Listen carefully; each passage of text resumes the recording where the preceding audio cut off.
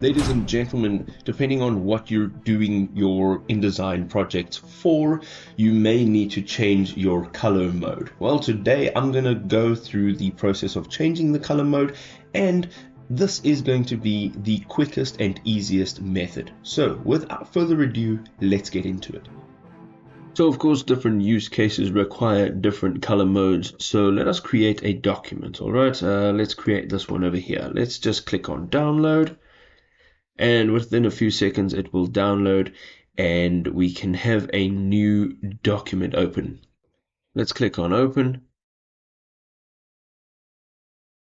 So what we essentially have here is a document and it's in a specific color mode. So what we can do here is go up to edit and we can come down to transparency, blend, space, and you have your two color modes. Now RGB generally is best for digital.